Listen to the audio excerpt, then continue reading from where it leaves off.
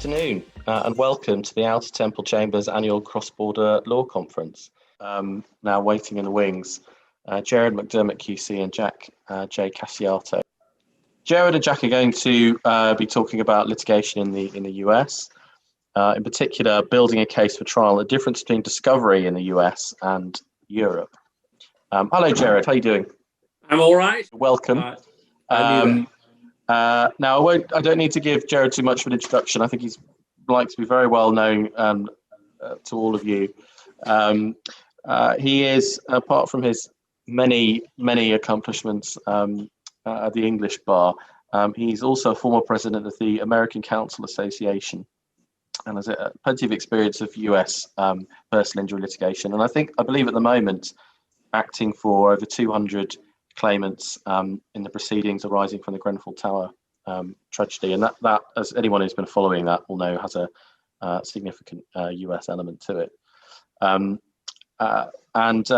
Jack is as I think I said at the beginning, a partner in one of the top law firms in Chicago, which is Clifford Law, and practice includes medical malpractice, product liability, claims against construction companies, and probably many other things too. And we're very, very pleased to have you here to talk to us, both of you. So without further ado, I'll let you get on. Well, thanks, Dan. And Jack, thanks for joining us today. Initially, this was billed as me talking about US litigation. And the more I thought about it, it was a far better option to get an expert in US litigation, and particularly US personal injury litigation. Some of you will know that Clifford Law, where Jack is based, is headed by Bob Clifford, who's an old friend of mine from the American Bar Association, and is simply one of the top trial lawyers in the US, with huge experience in personal injury, med mal, aviation, and other areas. And Jack, following in his footsteps, is now one of the brightest young lawyers in Chicago. So I'm very pleased to welcome him here. It also makes my job a lot easier because I don't have to talk very much. I'm going to prod along a little bit and have a conversation with Jack. But what we're going to talk about, and what Jack's going to talk about, is building a case in the US. And particularly, we're going to look at discovery, which is perhaps one of the fundamental differences alongside jury trial and juries determining awards between us and them. Oh, and of course, contingent fees. So Jack, where do you want to start with building a case? So I had, everyone, thank you. Thanks for welcoming me. I had the pleasure of coming over to Manchester and London in March of 2018, where I met a lot of new friends, Jared, Paul, Ian, etc. And it was a wonderful trip. And I started to realize very quickly the vast differences between the United States, particularly where I practice in Cook County, the second largest county in the United States behind LA County. The tort reformers and insurance companies call it the county of nuclear verdicts.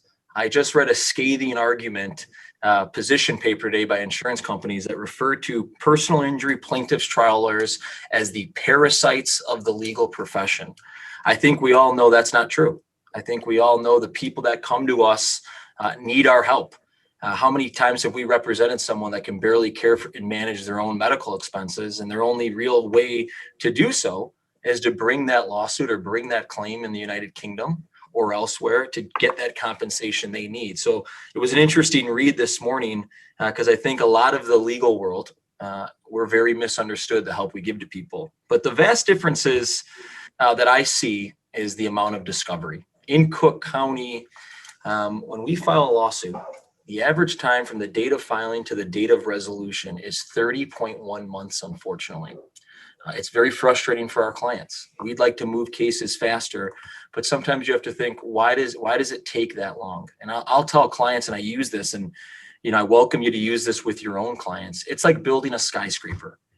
There has to be the right architectural plan in place. You can't build an 80-story skyscraper in 1 month. You certainly can't do it in a year. It may take, just like a serious catastrophic personal injury case, 30 months to do so. The foundation, the electrical work, the iron workers need to come in. And I use that example because if you want it done right, you have to do it in the right amount of time in the right phases. When we take a case here, we always look at it as this case is going to go to trial. Most of our cases do settle. I would say maybe 10% of our cases end up going to trial. But it's important to keep, just like the build of that skyscraper, put an architectural plan in place. Map out what you need to do on your case, what type of experts this type of case will require as you're going through records. Who are the witnesses? I'm going to need to depose in this case. Who are the witnesses that we're going to need to interview in this case? How do we take this case from the date we file it to the date we wake up and go over to the courthouse and present this case to trial? So I think a lot of you are aware that in the United States, we are very heavily based in discovery. Most of discovery is depositions under oath. A witness sits down at a conference room table. That witness is there by a subpoena. They're represented by their company. There's a court reporter there. The depositions often are 2, 3, 4, 5 hours long. And we will have the opportunity to ask them questions under oath and depose them. Why do we do so? Investigate our case, gain admissions to use at trial. That same witness may take the stand at trial and say, our construction company never had a safety plan like that in place. And you may know that 2 years ago, you deposed that person and lay the proper foundation at trial. Sir, you gave a discovery deposition in this case that you were under oath and there was a court reporter present. And you would have been telling the truth and you gained that admission and you show up on a huge board. We asked you that question and you said that your company had a safety plan. Although you testified differently today, there was a safety plan. So you're building a case through discovery. You're using experts, you're using depositions, you're sending interrogatories. It's a lot different than the United States. And you know that over here, when we talk about discovery, we really mean fairly limited disclosure. So we have to get the relevant documents, anything that might support someone's case or detract from their own case, but it's comparatively limited. We have no similarity in terms of depositions, except sometimes taking the deposition of someone who may not be with us very much longer, not untypically in asbestosis cases and so on. So discovery, Jack, do you have anyone sat there as an umpire or a judge, or is it just the two attorneys and the witness and the shorthand writer? Well, depositions can get contentious. Not as contentious if you Google the famous billionaire trial lawyer in the United States, Joe Jamail from Texas, who is known as a very, very aggressive deponent and interviewer at a deposition. But they do get contentious. There have been times where you need to call the sitting judge in his chambers. We try not to do that. The last thing you want to do is bother a judge over, a discovery issue that the lawyers could resolve. I just took a deposition last week. I was down in Kansas City, Missouri on a serious construction case, and I was deposing the superintendent and the project manager from a very large nationwide general contractor. And everyone wants to blame our client, who was an electrician working on a live panel. And when I took this case, I knew the damages were prolific. A young man lost his life. He left a wife and 2 kids. One of his children, unfortunately, is blind. He was making close to $90,000 to $100,000 a year. I knew the damages were there, but I couldn't get over the fact, why was this electrician working on a live panel? Shouldn't he have known better? And when the OSHA reports came back, America's Occupational Safety and Hazard Administration that investigates construction site accidents, there was a unique line that says he was working on this live panel so that power could be supplied to other subcontractors on the site, which instantly made me think, was he tasked to work on this panel so the Kohl's department stores and Crane Construction can continue moving this project to the turnover date while sacrificing a young electrician, essentially saying, if you want the job, do the job, don't speak up, we're a big corporation. Was he put in that position? And we took depositions, and I went down there, and I think we got some serious admissions from them that allowing him to do so was against their own policies. That comes from our production requests. Unfortunately, in one of the depositions, I learned that there was another policy and procedure that wasn't turned over. And there was a contentious point between me and the defense counsel, and I didn't accuse him of purposefully hiding that. But I said, how am I supposed to continue with tomorrow's depositions without having that document? And what I did learn is the company, I'd like to think that they truly kept this from us, had a policy and procedure in place in production that says Crane employees are never to work on a live panel or near a live panel, and that a live electrical panel must be locked out and tagged out. And of course, you'd use that at a deposition, that production. The next day when the project manager said, oh, they're free to do as they wanted. If he wanted to work on that panel, he had the right to. And of course, I used it to say your own employees wouldn't have been able to work on it. You're the superintendent owning and orchestrating the management of this project, which includes safety. If you have this policy in place for your own employees, why would you not intervene and tell him to stop doing so? And he gave an answer that I think is extremely compelling and inflammatory on damages. He said, that policy is for Crane employees only.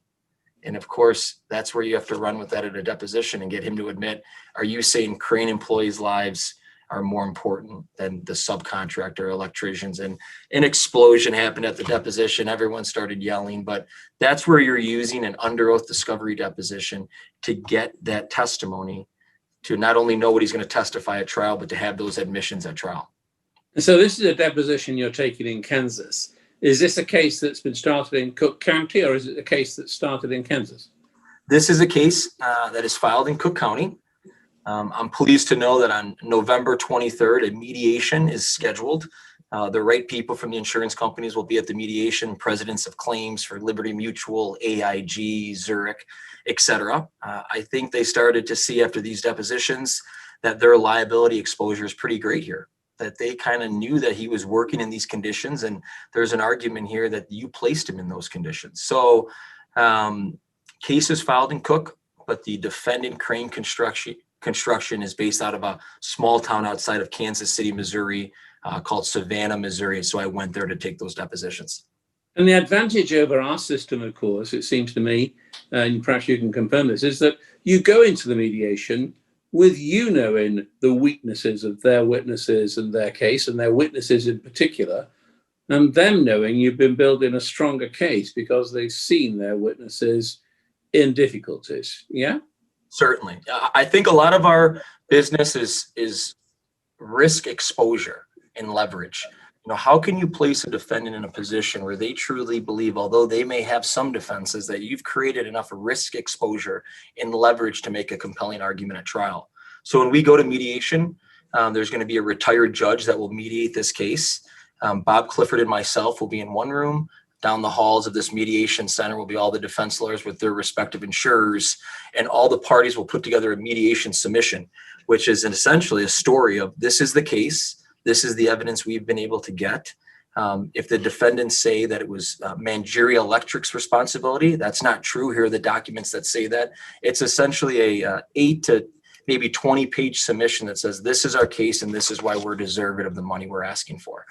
The judge will review those submissions 2 weeks beforehand and try to resolve the case. And you hope the judge goes into the room and says to Crane and Kohl's department stores, the plaintiff in this case has built a very compelling trial. You're the ones who wanted this mediation for a reason.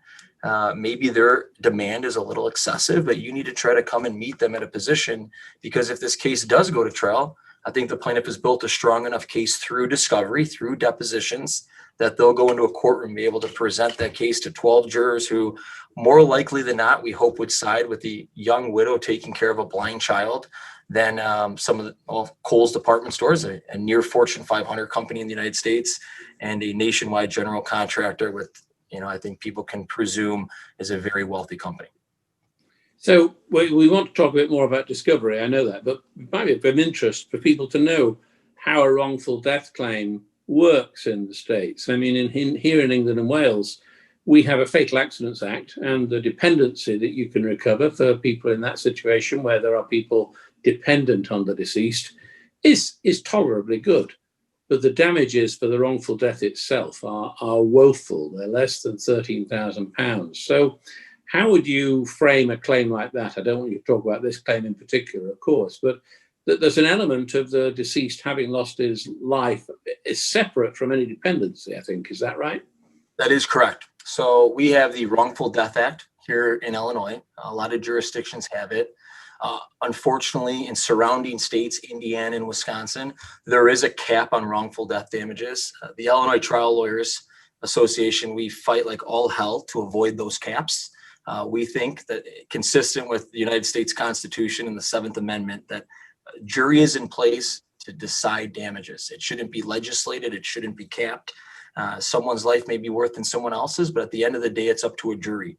So the Wrongful Death Act allows us, in this situation, The wife, of course, the decedent, the electrician who was electrocuted, isn't with us anymore. So the wife brings the case on behalf of his estate.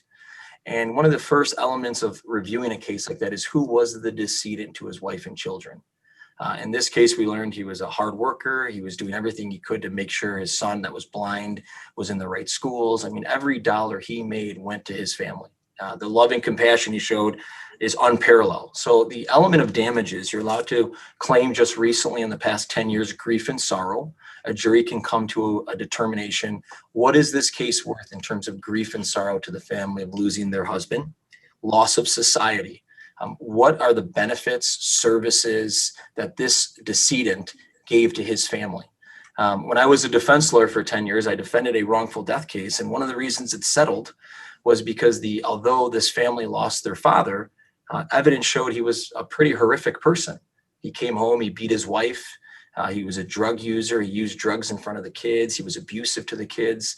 And one of the reasons the case settled is a focus group that we did. We put on a mock jury. Although it's kind of a tough thing for people to say, they said, I think this family is actually better off with this man now dead because he was, so horrible to them. In this case, it's different. This is a loving husband, and you can bring those elements out. And how you do so at trial and how you do so at a discovery deposition is when the widow gave her deposition, I asked her, tell me about Ben. What was Ben like?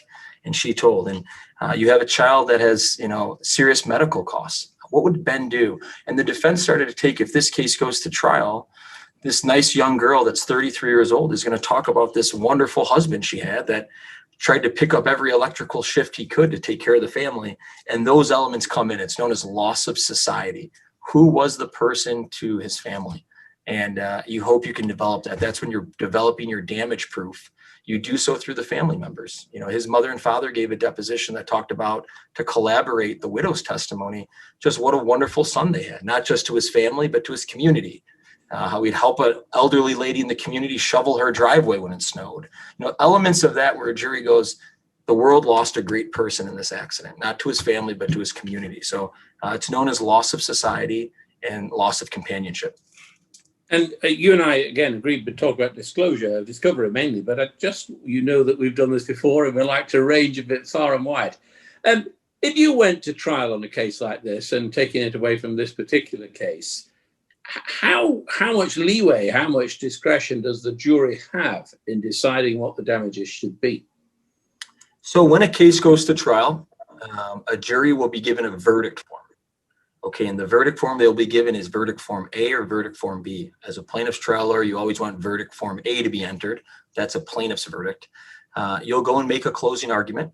You'll talk about the witnesses, you'll talk about the evidence, and you will ask for a certain number for each line item. On this case, you may say, for grief and sorrow, we think this jury should award $5 million. For loss of society, $8 million. For pain and suffering that he experienced in being electrocuted, $1 million.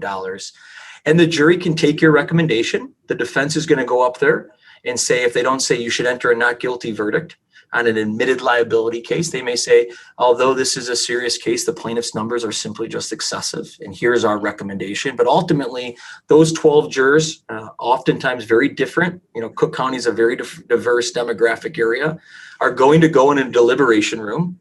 They're going to sit around. The lawyers are going to be nervously walking the streets of Chicago, waiting for the call from the judge that the jury has deliberated and has a verdict. And they're going to sit down and review the evidence. And you hope somebody in that room is very vocal for the plaintiff and sticks up for the case. But ultimately, it comes down to the jurors. Do they award what you ask for? Could they award more? Certainly. Could they award less? Yes. And what about economic losses? How do you deal with loss of earnings and so on? Do you use an economist and so on? So using this case as an example, this electrocution case, I had his W-2s, his tax forms here in the United States. Year to year, depending on his shifts, he was making between 90 and 100,000 American. So I hired an economist who puts together an economic loss report that says at the age of 33, he would have likely remained employed for another 25 years. And the present cash value of him, his value to his family in terms of income that he would have brought in this case was about 2.9 million. So when it comes to loss of society, you'd put your expert on the stand. He's going to be deposed prior to trial by the defense. And he's going to explain to jurors that this is his present cash value. If he hadn't died, this is the income his family would have had over the course of 25 years. And you'll ask a line item. And will the defendant insurer, will they call their own economist if they dispute this and so on, or will they just cross-examine? It could be both. More likely, they'll disclose their own economist, and I think that's important to get into disclosures. I give trial lawyers in Europe a little more credit, in all fairness, than trial lawyers in the United States. You guys are prone to more surprises. A witness could take a stand in front of a bench trial and say something that you never thought would ever come out. Our system is set up to try to get parties to know their case as best as possible to put on the best trial. So going to disclosures early on in a case, and I just filed disclosures in a medical malpractice case yesterday, I disclosed to the defense that these are the witnesses we intend to call at trial in this case. Now, we don't have to call them all, but it allows the defense now a certain time parameter to depose those witnesses. And likewise, they have to put together disclosures. These are the witnesses we intend to call at trial. A lot of times they'll overlap because the pertinent witness are who they are. But if there was somebody on that list that I never thought they would call, it's my burden now to send a subpoena to that person. And the onus is on me to depose them and try to learn what they're going to say. And there's always surprises at trial. But a good deposition is you're not only taking the deposition to learn what they're going to say, to gain admissions, to steer testimony in your favor, but to try to flush out all those surprises. So one day you're not standing there surprised in front of a jury. So it also enables you to judge the strength of your case as opposed to them, as well as finding holes in their own case. Absolutely. You know, I took a deposition yesterday in a case where a young man fell out of bed in a Kindred hospital and he sustained a traumatic subdural hematoma. Unfortunately, he'll never walk again. He'll never talk again. He's totally dependent. And, you know, you have to frame to yourself, what is the best way to get these admissions? I mean, you could outright ask the nurse that was with him, isn't it true you should have had 2 people with you during this transfer? She easily could say no. So you want to show different production saying your own policies and procedures show a 2-person assist. Here's an article from some reputable nursing site that shows a 2-person assist. And while you're conditioning her, getting her to think, well, maybe I should have had 2 people. After you do so, then go for that admission. Based on what we've seen, ma'am, isn't it true that you should have had 2 people with you? Most humans will say, he showed me enough that maybe I was wrong. And she did. She admitted. She says, I think it would have been more prudent for me to have somebody else with me. And I suppose also that if you have depositions of this kind, if you don't get the admissions you want at deposition, you carry on working to undermine the witness, and that gives you a second opportunity at trial. And in addition, you can discredit the witness at trial if they eventually give you something that they could have given you earlier. Certainly. I like to try to get everything I can into discovery deposition. I take a lot of time preparing a 2-hour discovery deposition. I may take 2-3 hours. You know your case well enough to think these are the themes that I need to develop in this case. These are the main admissions I need to get from this witness. How do I do so? For example, in that same case, the doctor who, for some odd reason, waited 4 hours, the hospitalist, to get him to a trauma center, even though there was a suspicion that he had hit his head hard enough and they were doing a CT, said, well, I didn't think, he had a subdural hematoma at that point. And you have to think to yourself, if a witness gives you this response, where do you go? You don't want to be caught like a deer in the headlights. It's a US phrase if you guys don't know it. You want to say to yourself, if he gives we have similar. Okay, if he gives me this bad testimony, where do I go? And I went immediately to a record that shows a notation from him that 30 minutes after the fall, he ordered a CT scan to rule out an intracranial hemorrhage. So when he told me I didn't think he had an intracranial hemorrhage, we went right to that record. And I said, doctor, here's a notation from you for a CT scan without contrast. That's to rule out an intracranial brain injury. Isn't that true? Yeah. So when you just told me you didn't believe that there was an intracranial record, that night you thought so because you ordered that CT. And he looked at his lawyer thinking, this guy's prepared. That is true. Then we got the admission. So I always say, if you're going to ask a question, if you get the worst answer from the witness, where do you go? Do you go to a piece of production that says contrary, a piece of production that undermines the witness? Do you go to a prior statement he gave? You have to give yourself an avenue, and that's when you're mapping out a case. I always think that, if the worst case scenario happens to me on a stand, I don't want to stand there in front of a jury thinking, oh my God, I look like that deer in the headlights. Where do I go to discredit what he or she just said? And just as here in England and Wales, of course, part of cross-examination with any witness, whether it's a deposition or in trial, is closing down the avenues of escape, isn't there? Because the areas that may go, you've got to close them down before you pin them down. Certainly. We're very heavy on expert witnesses in the United States. Cases can cost, the right type of case can cost hundreds of thousands of dollars. A lot is that in expert witnesses. So when you're preparing to depose an adverse expert witness, I spend a lot of time reviewing that witness, trying to find articles that he or she has written on this subject, prior deposition transcripts that may be out there regarding this witness. If I see in their disclosure that this witness testified that in a believed arterial occlusion case, an arterial Doppler study should not be done, in preparation for that deposition, I'm going to try to find all medical literature that says an arterial study should be done, because I know at some point in that deposition, she may say to me, I don't think an arterial study should be done in this case. And I want to be able to present him or her with articles from reputable facilities here in the United States, Harvard Medical School, Johns Hopkins, the University of Chicago, saying, that's your opinion, but do you at least agree that a peer-reviewed article says else?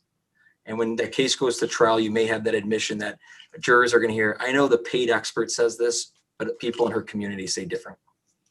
Now, I think that you want to talk a little bit about ESI, which I had to look up. Just before we do that, just when we talk about expert evidence, to what extent do the courts in the United States control how many experts you can have and who they are and exchange of evidence and so on? So in Illinois, and I think this is consistent throughout the United States, you owe expert disclosures well in advance of a trial. Send a list to the other side, who your experts are on liability and damages, and their corresponding reports. The other side then learns who your experts are. Then they read the report knowing what their opinions are going to be. But then Illinois courts allow their opinions to go beyond the report of being limited to their discovery deposition. So you'll depose these experts. And, I think if it's a situation where you disclose, 30 experts, a court could limit it. But that's very expensive. You're not going to see that too often. I think people want to disclose the experts they truly need because you have to take into account the expense of experts. So on that construction case, I'll have a construction site management expert to assess how poorly managed this project was. I'll have an OSHA safety expert. I already have an economist to talk about his lost wages. I certainly don't need an expert for his wife to talk about, the love and society he had. But that's in framing your case. When you're mapping your case, just like the build of that building, what are the plans we have? What am I going to need to prove and who do I need to prove it? And a lot of times during discovery, you'll recognize, oh, they have a new theory I didn't think of. Maybe I do need an additional expert. But courts control experts on disclosures. You are never going to be permitted to call an expert at trial that has not been properly disclosed at least a year before trial or 6 months before trial. Okay. And of course, there's no cost shifting, so each side is paying for its own experts. The American rule, no cost shifting, correct. You've learned a little bit about our cost shifting rules. Well, it's. I bet that settles a lot of cases. Well, it can do. It can do. I suspect that the threat of larger damages in wrongful death claims would settle rather more claims if we had them, because our system is rather woeful. But ESI, what's ESI? Electronically stored information. We live in a society today where you may not even walk down the hallway to talk to your colleague. You'll send them an email. I had a trucking case where it settled about 2 months ago or 3 months ago. It was a horrific trucking accident. The truck driver pled guilty immediately and admitted to smoking meth in his cab. It was all over the news. And I asked for emails in my production request and the initiation of discovery.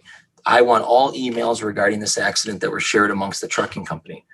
And ironically, or surprisingly more so, their response was no emails. And I went into court, and although I had no proof at that time that they had emails, I said, Judge, this is unique. There's a big trucking company that had this horrific accident that's on the news.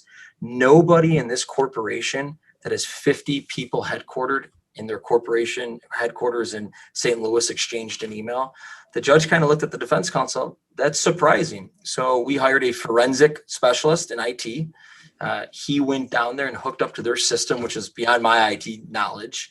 And certainly 456 emails were exchanged in a matter of 12 hours regarding this accident that we never got. And a lot of those emails show that this trucking company, when they learned of this accident and learned that he was smoking meth, there's emails talking about how this trucking company had a belief that he was a drug user, that he was showing propensities and odd behavioral issues. So I filed a motion for punitive damages based on the knowledge that a trucking company had that one of its drivers may or may not have been using drugs. Certainly in this accident he was, and that it was reckless for them to continue giving him load after load, mile after mile. And the case, about 4 months before trial, did settle for a very nice figure, given the evidence that we were able to prove here.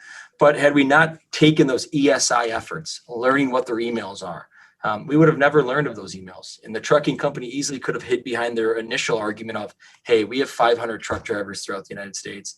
How do we know, and rightly so, if one of our truck drivers buys meth and decides to smoke it? We can't be monitoring these truck drivers every second of their life, and that's true. But here's emails about the brass of the company saying, we thought he had problems. Well, if you think a truck driver is smoking meth or using drugs while driving, isn't it time to pull him out of service? And without ESI discovery, we would have never learned that. So in all your cases against trucking companies, construction companies, whoever your defendants are, seek emails. And if it's the right type of case that has that expense, hire those forensic experts that can come to that corporation, hook up to their system, and use keywords to find emails for you, because this was certainly a treasure trove in this case. We would have never gotten the result we did if we didn't prove that actual knowledge they had. And I'm rather guessing that the insurers of the trucking company and maybe the company itself would never want that case anywhere near a jury. We threatened it. We loved the case for trial, but we kind of practice this model here called 10, 7, and 2. You want 10 as your verdict.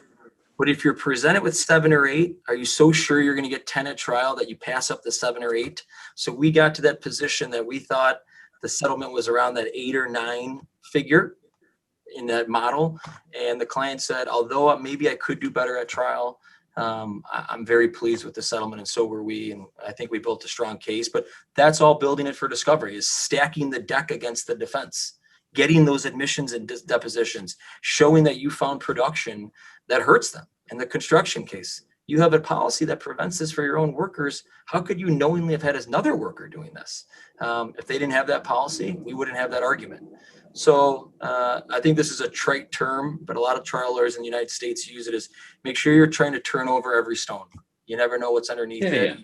And if they fight you on production, there's a reason. There's something that they don't want you to see. So fight harder even back. And I like the 10 and 7 rule. I hadn't ever thought of putting it in that way, Well, but I suppose I do use it. Though for any insurers on this call, mine's a 10 and 9 rule. So if I think it's 10, you've got to pay me at least 9. Well, that's kind of, if they offer you 2, well, we're not taking 2 because we want 10. But if they offer it's easier, isn't it? Yeah, I think it makes sense. It's a good model. I think it's persuasive with clients. Okay. What else do I think is different? I mean, the trial process, how many interim hearings or interlocutory hearings might you have before a judge for a trial? You'll generally have a judge who will have this case on his docket or her docket. Is that right? That's correct. So discovery, depending on the judge, could be monitored with some tight reins. On most of our cases in Cook County, we are in court anywhere from 30 to 45 days, every 30 to 45 days, where a judge will set new orders. Mr. Casciato, you need to depose Dr. Smith and Dr. Young by our next case management conference, it's called. And you better do so. You don't want to go into court. You better have a strong cause why you weren't able to get that done. The judges are monitoring discovery because Cook County has a lot of lawsuits and they need to do so. They want to move cases for people on a schedule. So they'll set discovery orders that, I want the 2 trucking executives deposed in St. Louis within the next 30 days. And if you have a reason there where you're not going to be able to do so, it's important to let the judge know, saying, Judge, I have a case going to trial. Can I have at least 60 days to do this? And most judges, if you're not somebody who's always looking for a break, will let you do so. And it can be as frequent as that, because we have docketing as well, in the sense that in the Royal Courts of Justice, you'll have the masters, who are the procedural judges, but they're judges in their own right, who might manage a case up to trial, and then the High Court judge, an equivalent of your federal judge, will actually try it. But they wouldn't be there every 60 days. You go there quite a lot. Quite a bit. And you're also there with intervention issues. Let's say there's a document you've learned of a deposition. In that construction case, there's that policy, and they say, we're not turning it over. And I say to them, it's discoverable, it's relevant. How could you say you're not turning this document over? I may file a discovery motion, laying out the argument why we need this. We'll go into court on that motion. I'll argue, Judge, why this document needs to be turned over now that we've learned of it. They'll try to hide it as best as possible, and a judge will make a ruling. And something so straightforward as that, a judge will certainly say, defense, you're under order to turn that document over in the next 7 days. So a lot of times we'll face uphill battles. And we do the same thing. If we think that the defense is asking for something that goes above and beyond what they need, we'll object to turning it over. And a lot of times they'll file what's known as a motion to compel, asking the judge, can you compel the other side to produce this? We see that with depositions as well. Why do you need to depose the plaintiff's former boyfriend? What is the purpose of that? And we'll file a protective order saying that this deposition doesn't need to go, and they'll file a corresponding motion to compel. And I'll argue, Judge, she dated him 5 years ago. He has no relevant knowledge. This is just to embarrass her or bring someone in this case that doesn't need to be. And you hope you get the right ruling on what's known as discovery issues and discovery intervention. Okay. Now, I know that Dan Clark is probably wanting us to wind up by about now, but I wonder if anyone's got any questions for Jack. Mainly for Jack, not for me. He's doing the hard work today. Yep, I was thinking it might be about time for questions. So if anyone has any, do use the Q&A box to let us know what they are. It's been very interesting listening. I mean, what's really different is the deposition process, because as English lawyers, we don't get access to the witnesses, the other side's witnesses, until the trial. So there's a sort of big reveal at the trial when you get to find out at the crucial moment in the trial how their witnesses are going to perform, but you don't get this sort of preview, and that's huge. I have long thought that in a big personal injury claim, maybe worth 15 million, where the care claim, the care and support, may be worth 8 or 9 million, there's a difference between the parties of 4 million in that, and they're stuck. I've often thought that deposing the nursing experts would be a very interesting proposition. It will enable people, to move more towards settlement, because they'll see how their case is stacking up. Jack, my guess is that if you had life planners and the like, you'd depose them to see where the differences were? Any witness that is going to take a stand that's been disclosed will depose. On that construction case, I've had a conversation with the lead trial lawyer for Kohl's department stores, and she's a very straight shooter. She says, Jack, some bad evidence came out for us in this case. That is why we want to try to mediate it. So she has to counsel her client. And I think that's a great tactic to get a case to settlement, is showing them how the deck is being stacked against them. A lot of times, unfortunately, it can be stacked against the plaintiff, where the defense says the evidence that you thought was coming out isn't, and this is why we're taking a case to trial. But as a former defense lawyer, I knew that I had a reporting process to insurance companies. Well, they'll say, how did that deposition go? And if you certainly want to be honest with your client, you want to say it didn't go very well for us. And they may say, should we try to talk settlement? And that happens all the time. But like I said, I give English lawyers a lot of credit. You go into a courtroom not knowing what can come out on a stand, and you got to act pretty quick on your feet. We luckily, although we have to do that many times, we have a little benefit there. 30 years ago, it was much worse. We didn't even get witness statements or reports, so we couldn't do it. We call you guys gunslingers in the United States. Chris Deacon, do you have a question?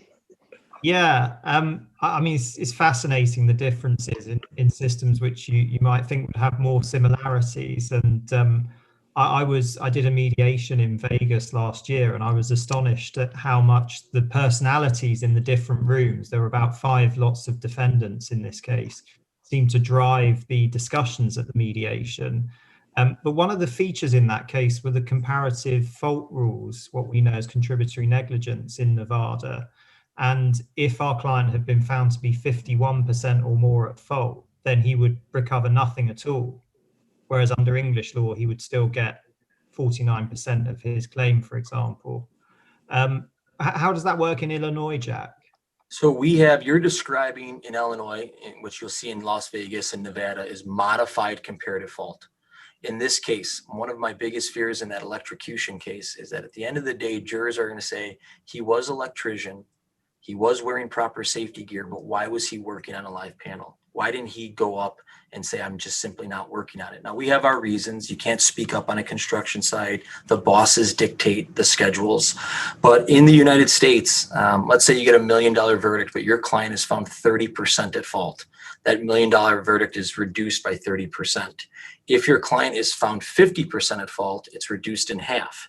It is when your client is found 51% at fault, a jury has determined they are more at fault, and therefore they're denied any recovery. So the biggest fear is that your client is going to be found substantially at fault, because that's a reduction. But I think the greatest fear on a comparative fault and contributory negligence argument is, will a jury find my client in excess of 51%? And if that is the case, although they have attributed some fault to the defendant, they're barred from recovery. So when I go to the mediation, I'm prepared, as I defended a lot of construction cases and brought forth these arguments, is their whole stomping ground is going to be, Judge, the plaintiff has to be very nervous in this case of being found in excess of 50%, because they'll be barred from recovery. And that is true. It's a concern of mine. I'm going to respect that. But I have my counter arguments while they should be afraid. So that's known as modified comparative fault. Pure comparative fault, which some jurisdictions do, is your client technically could be found 99% at fault and be given a $1 million verdict, but still be able to collect that 1%. We do not have that in Illinois. It's known as modified, the same system that you saw in Las Vegas. And you spoke about being a defense lawyer. I think you won't mind me sharing that one of your last defense cases was against Bob Clifford, and that's why you're now at Clifford Law. Is that right? I tried a case in February of 2018 against Bob Clifford, and I had an inkling that he liked me as a lawyer. And after the case settled, and he said, I'd like you to join my firm as a partner. I think you want to be a plaintiff's trial lawyer. And although I certainly did, it was a very easy decision for me. I teased him. I said, here, you got a $35 million settlement, and I got my 2-week paycheck from my defense firm. I said, I was definitely doing something wrong there, Bob. So he says, come on over to we call it the good side, because we like helping people. And I've never really looked back. I could never see myself doing defense work ever again. But I did it for 8.5 years. So, I was on the opposite side of catastrophic cases, and I learned a lot on how to defend them. And I like to think that I can apply that today in prosecuting cases. Well, Jack, thanks once again. It's always a pleasure to talk with you. You guys have a good day. Thank you very much, Jack. That's excellent. And thank you, Gerard, too, both of you, for that very interesting talk. So that brings us then to the end of our seminar for today. Remains for me to thank all of the people who've spoken, Gerard and Jack, Chris, Karen and Ian, Will, Sarah, and thank you everyone that helped organise it in Chambers. Very, very much appreciated. Thank all of you for attending and listening in, and especially those of you that put questions to us.